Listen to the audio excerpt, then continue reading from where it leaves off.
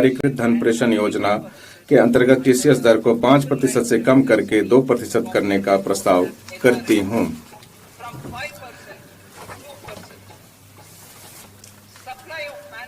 कार्यबल सेवाओं की आपूर्ति को टीडीएस के प्रयोजनार्थ विशिष्ट रूप से संविदाकारों को भुगतान के दायरे में लाने का प्रस्ताव है, ताकि अस्पष्टता से बचा जा सके।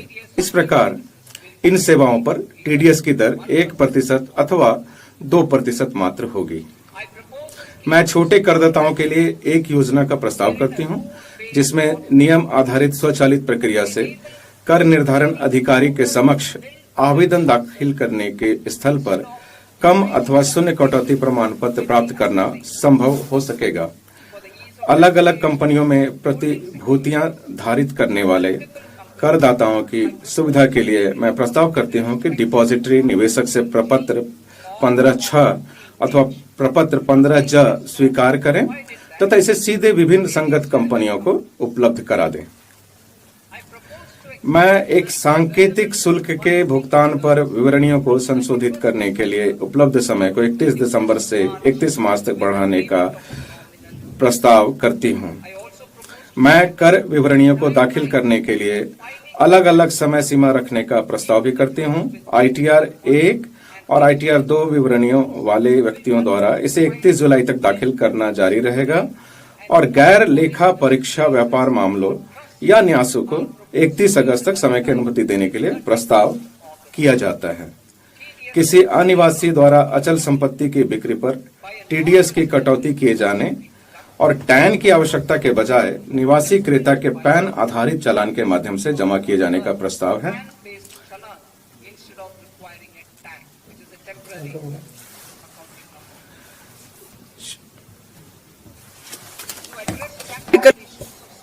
छात्रों, युवा पेशेवरों, तकनीकी कर्मचारियों, अन्यत्र चले गए अनिवासी भारतीयों और ऐसे अन्य छोटे करदाताओं की व्यावहारिक समस्या को दूर करने के लिए मैं इन करदाताओं के लिए एक निश्चित आयकर के नीचे अथवा परिसंपत्ति को प्रकट करने के लिए 6 माह की विदेशी परिसंपत्ति प्रकटीकरण योजना शुरू करने का प्रस्ताव करती हूँ।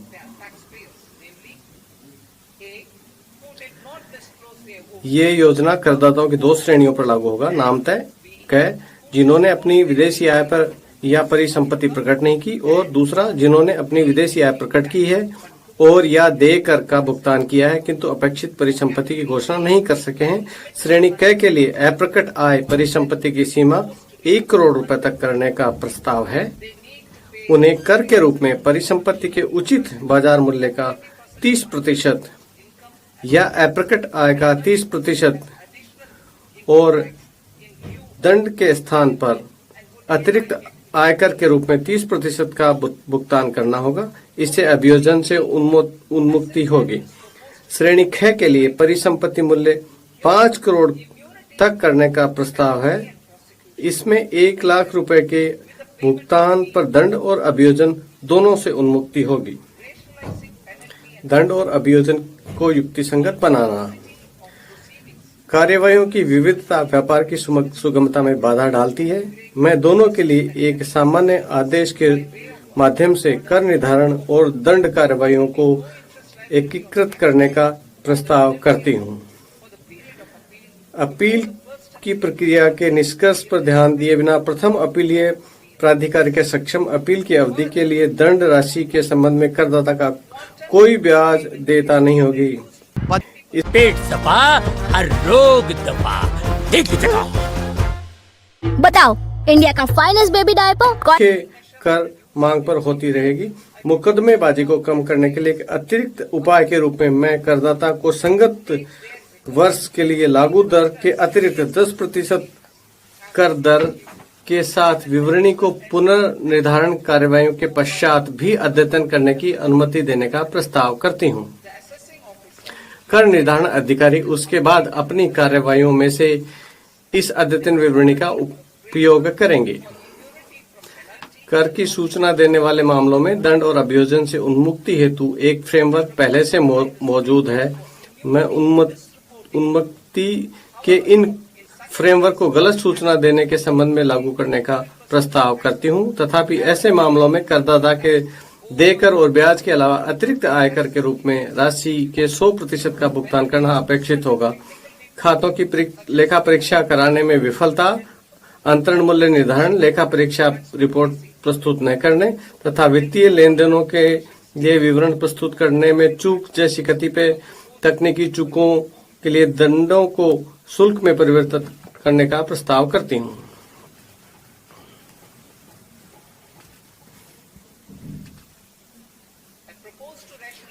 मैं कुछ गंभीर अपराधों की रोकथाम के संबंध में सावधानी पूर्वक संतुलन बनाते हुए आयकर अधिनियम के अंतर्गत अभियोजन ढांचे को युक्ति संगत बनाने का प्रस्ताव करती हूँ। लेखा बहियों और दस्तावेजों को प्रस्तुत न करना तथा वस्तु रूप में भुगतान के मामले में टीडीएस का भुगतान करने की अपराध नहीं होगी। इसके अतिरिक्त छोटे अपराधों के लिए केवल जुर्माना ही लगाया जाएगा। शेष अभियोजनों को अपराध की प्रमात्रा के अनुपात में श्रेणीबद्ध किया जाएगा। इनका परिणाम अधिकतम कारावास को कम करके 2 वर्ष करते हुए केवल साधारण कारावास होगा, जिसमें न्यायालयों को उन्हें जुर्माना में परिवर्तित करने की शक्तियां होगी। कोई दंड नहीं होगा। वर्तमान में 20 लाख रुपए से कम के सकल मूल्य वाली अचल परिसंपत्ति विदेशी परिसंपत्तियों का गैर प्रकटीकरण करने पर फिलहाल कोई दंड नहीं है।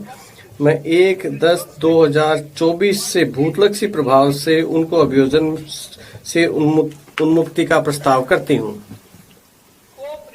सहकारिता अपने सदस्यों द्वारा जुटाए या उत्पादित दूध, तिलहन, फल अथवा सब्जियों की आपूर्ति में संलग्न प्राथमिक सहकारी समितियों के लिए कटौती पहले से ही अनुमत्य है।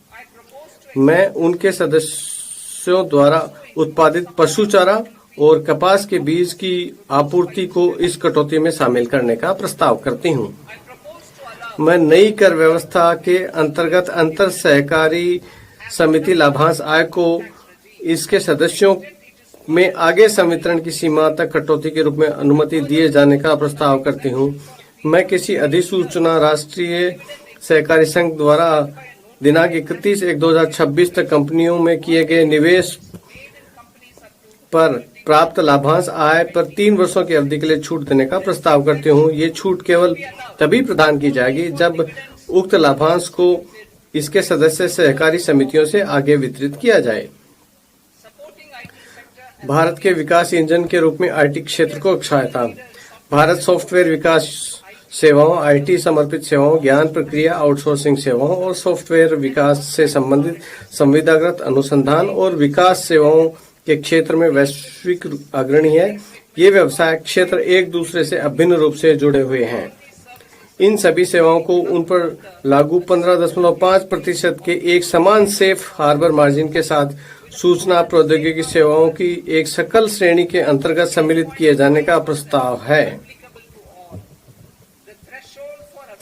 आईटी सेवाओं के लिए सेफ हार्बर प्राप्त करने के लिए सीमा को 300 करोड़ रुपए से पर्याप्त रूप से बढ़ाकर 2000 करोड़ रुपए किया जा रहा है।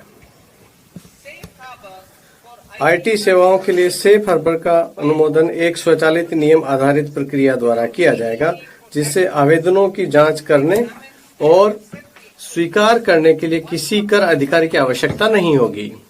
एक बार किसी आईटी सेवा कंपनी द्वारा इसके लिए आवेदन करने पर कंपनी की इच्छानुसार इसी सेफ हार्बर को 5 वर्ष की अवधि के लिए जारी रखा जा सकता है। मैं अग्रिम मूल्य निर्धारण करार एपीए करने की इच्छुक आईटी सेवा कंपनियों के लिए आईटी सेवाओं हेतु एक पक्षीय एपीए प्रक्रिया को तेज करने का प्रस्ताव करती हूँ, जिसे 2 वर्षों की अवधि के भीतर पूरा करने का प्रयास किया जाएगा।